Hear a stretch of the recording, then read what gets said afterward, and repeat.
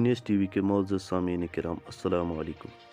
ناظرین کرام، دنیا میں ایسے لوگوں کی تعداد بہت کم ہے جنہوں نے بے لوث ہو کے نوع انسانیت کی خدمت کی۔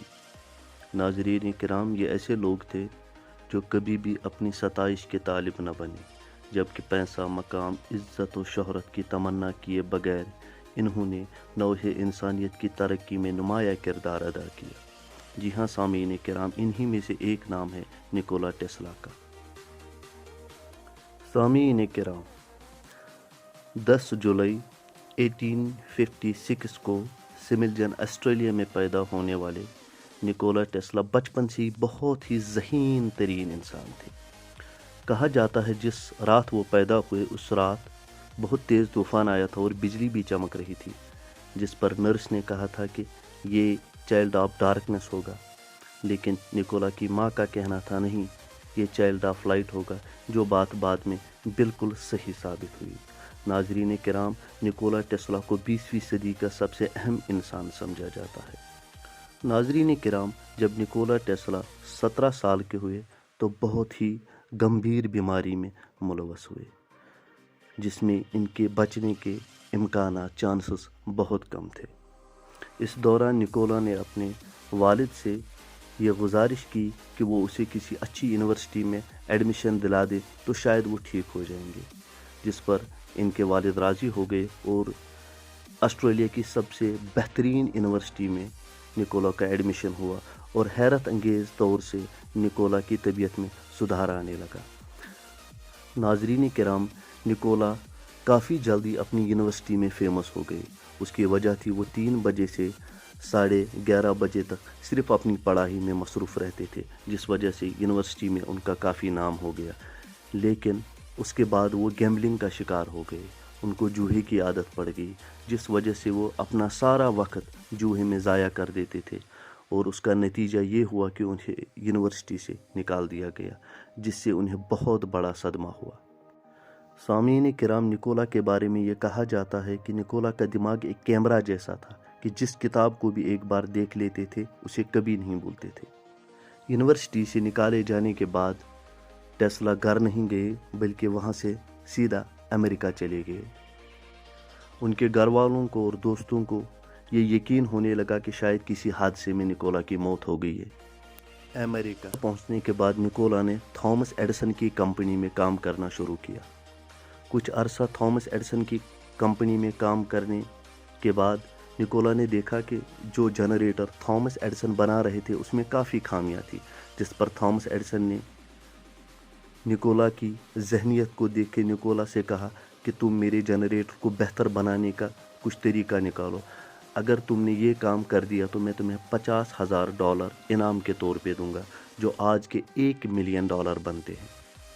کچھ ہی عرصے بعد نکولا نے تھامس ایڈیسن کے جنریٹر کو بہتر بنایا، لیکن تھامس ایڈیسن نے اپنا وعدہ نہیں نبھایا، جس پر نکولا کو غصہ آیا اور اس نے تھامس ایڈیسن کی کمپنی کو چھوڑ دیا۔ سامعین کرام، نکولا نے صرف اے سی آلٹرنیٹنگ کرنٹ کو ہی انوینٹ نہیں کیا، بلکہ اس کے علاوہ اس نے بہت ساری ایجادات کی، جس میں اگر ہم دیکھیں ریموٹ کنٹرول بھی ان کی ایجادات تھی۔ لیکن سامعین کرام، ان کے بارے میں یہ کہا جاتا ہے کہ وہ اپنے وقت سے 150 سال پہلے کی سوچتے تھے۔ سامعین کرام، نکولا ٹیسلا نے 1898 میں آٹومیٹک کار کی پیشن گوئی کی تھی کہ فیوچر میں ایک ایسی گاڑی آئے گی جس کو چلانے کے لیے ڈرائیور کی ضرورت نہیں پڑے گی، لیکن اس وقت لوگوں نے ان کا مذاق اڑایا، کیونکہ اس وقت لوگ اپنا سفر گھوڑوں پر، ٹانگوں پر طے کرتے تھے۔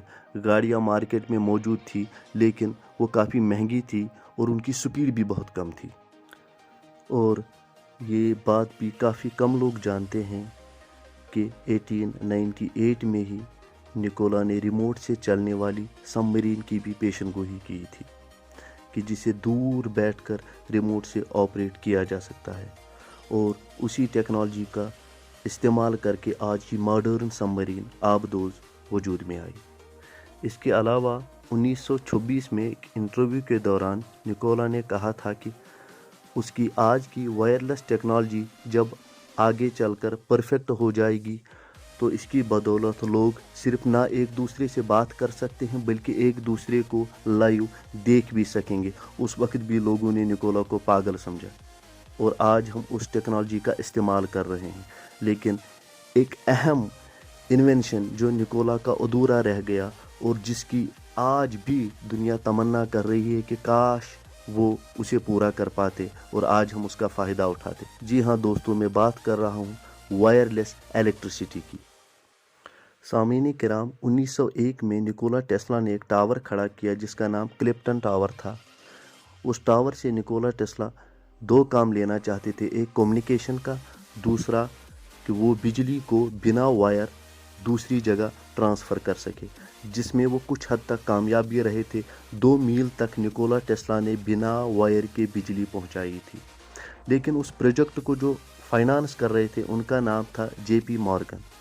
جب جے پی مارگن کو پتہ چلا کہ نکولا ٹیسلا انلمیٹڈ بجلی تیار کرنا چاہتے ہیں اور لوگوں تک فری پہنچانا چاہتے ہیں، تو وہ فائنانسر جو تھے انہوں نے فائنانس بند کر دیا، جس وجہ سے 1905 میں اس پروجیکٹ کو چھوڑنا پڑا، جس کا نقصان ہم آج بھی بھگت رہے ہیں۔ اتنا ہی نہیں سامعین کرام، نکولا ٹیسلا جو بجلی پیدا کر رہے تھے، جو بجلی انہوں نے پانی سے پیدا کی تھی، بجلی پیدا کرنے والا جو ٹربائن تھا وہ بھی خود نکولا ٹیسلا نے بنایا تھا۔ اتنا ہی نہیں سامعین کرام، نکولا ٹیسلا ٹائم مشین اس پر بھی کام کر رہے تھے اور اس میں بھی کافی حد تک وہ کامیاب رہے۔